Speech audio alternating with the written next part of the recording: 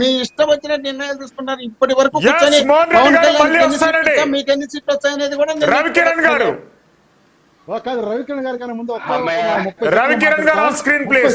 రవికిరణ్ గారు గతంలో కాంగ్రెస్ లోను please please చెప్పండి. ఉండేవాడు ఆయన గారు మాట్లాడుతూ మొదలెడితే గంట 2 గంటలు మాట్లాడేవాడు. జనాలకు ఏమి అర్థం వచ్చేది కదా, చివరిలో మాట్లాడడం ఒక్క మాట తప్ప. ఇప్పుడు మా మోహన్ అర్థం కాలేదా? శ్రీశైలం గారు అర్థం కాలేదా? చివరిలో మాట్లాడే మాట కూడా మళ్ళీ మొదలు నా భాష అర్థం కాబట్టి మళ్ళీ రవికిరణ్ గారు, తెలుసు. రవికిరణ్ గారు ఆన్ స్క్రీన్ ప్లీజ్. రవికిరణ్ గారు ఉండాలని మనకి ఓ సినిమా అవును వాళ్ళిద్దరు ఇష్టపడ్డారు. దానిలో రవికిరణ్ గారు పాత్ర గుర్తుంది కదా, తుఫాన్లాగా వచ్చి పోతా వాడితో మాట్లాడుతుంది. ఆ టైప్ లో ఉంది అన్నగారు రెడ్డి గారు అన్నగారు మాట్లాడేది. సంతోషం. చెప్పండి సార్. రవికిరణ్ గారు, కేంద్ర ప్రభుత్వం పథకాలకు నిధులు ఇస్తుందని మీరు చెప్తున్నారు, రాష్ట్ర ప్రభుత్వం ఏమో మేము బటన్ నొక్కుతున్నామని అంటున్నారు. నిన్న ప్రారంభమైనటువంటి సృజలవాణి ప్రాజెక్టులో కూడా కేంద్ర ప్రభుత్వ నిధులు ఉన్నాయని మీరు అంటున్నారు. కేంద్రానికి రాష్ట్రానికి మధ్య అవగాహన లోపమా ఇది?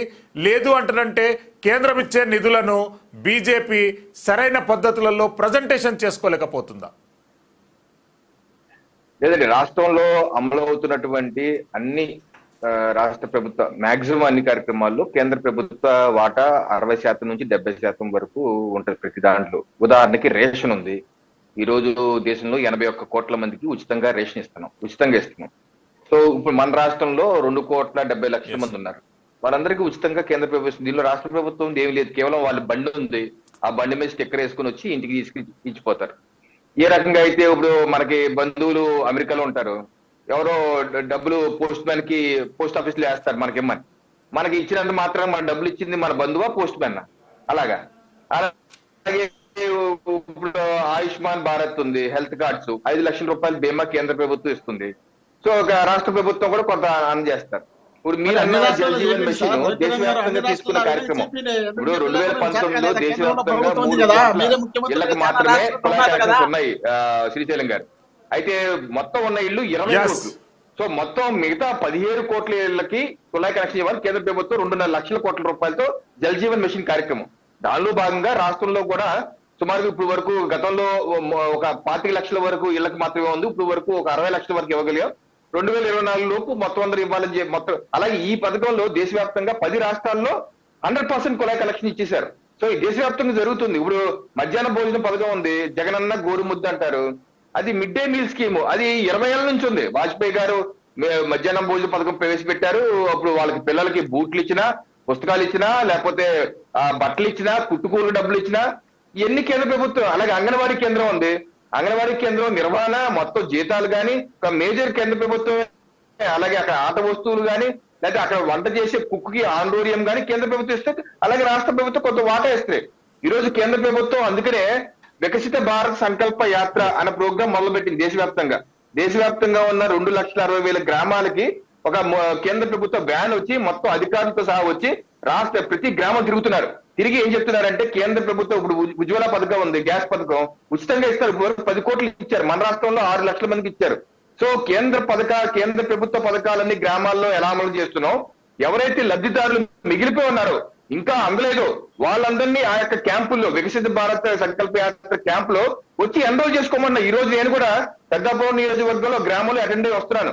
మొత్తం అధికారులు, ఐసిడిఎస్ అధికారులు కావచ్చు, కిసాన్ క్రెడిట్ కార్డు అగ్రికల్చర్ అధికారులు కావచ్చు, యానిమల్ హస్బెండరీ కావచ్చు, బ్యాంక్ జన్ధన్ ఖాతాలు ఇచ్చే బ్యాంక్ అధికారులు కావచ్చు, ముద్రా లోన్లు ఇచ్చే బ్యాంక్ అధికారులు అందరూ వచ్చి వివరిస్తున్నారు కేంద్ర ప్రభుత్వ పథకాలు ఇదిగో ఇవన్నీ. మీకు ఇంకా ఏమైనా రాకపోతే, అర్హులైన లబ్ధిదారు ఏమైనా ఉండిపోతే రండి ఎన్రోల్ చేసుకోండి, మీ యొక్క లబ్ధి పొందండి అని చెప్పి అంటున్నారు.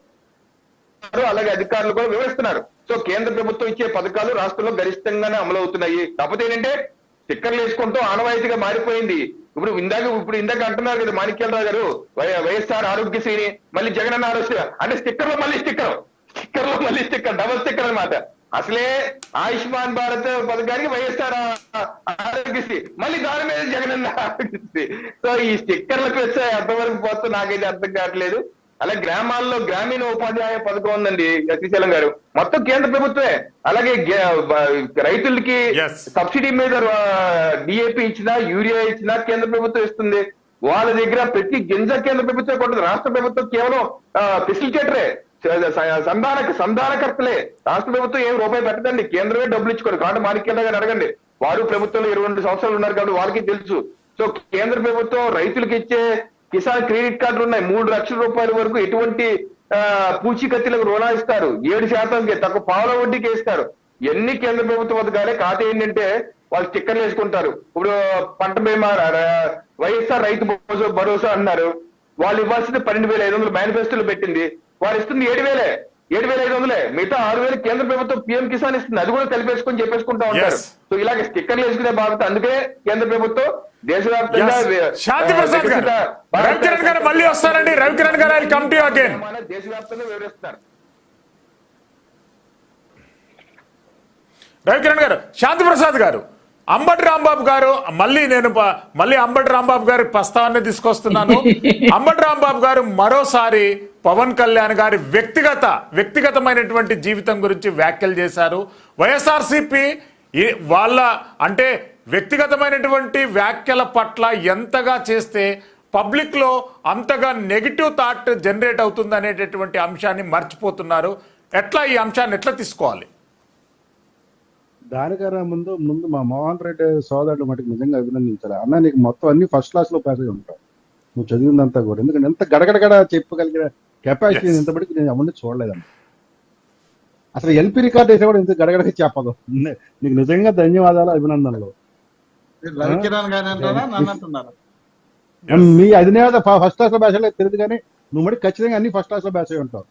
ఎందుకంటే ఏది ముట్టుకున్నా గడగడ మాట్లాడతావు కాబట్టి గడగడాన్ని రాస్తావు. చదవలేదు సరిగ్గా, ఇంకా నేను చదివితే వేరే ఉంటుంది, సరిగ్గా చదవలే. ఇక అదేంటన్నా అంత మాట్లాడేసా పుసుకున్నా. ఇప్పుడన్నా కొద్ది చదువు మీ ఫస్ట్ క్లాస్ కన్నా బాగా. డిగ్రీ మామూలుగా పాస్ అయినా.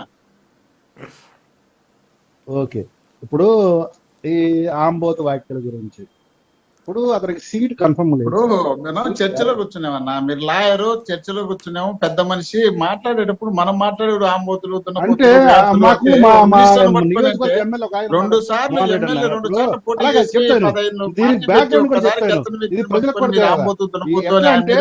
మా నియోజకవర్గం మచిలీపట్నం ఎమ్మెల్యే తెచ్చాడు. వాడు ఏమన్నాడు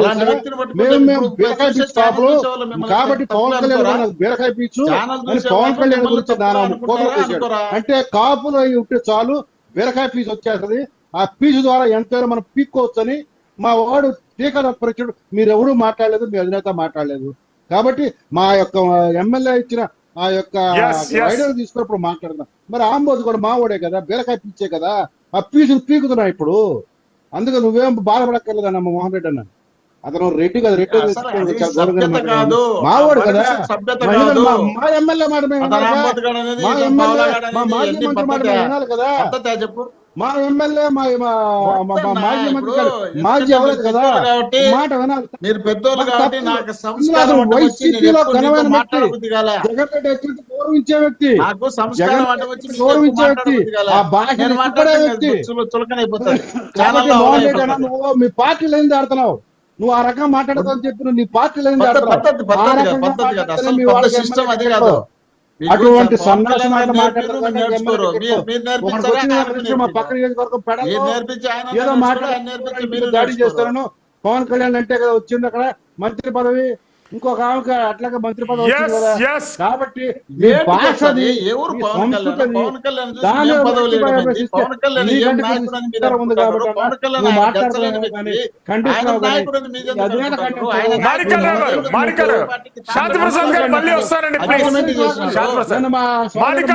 స్క్రీన్ ప్లీజ్.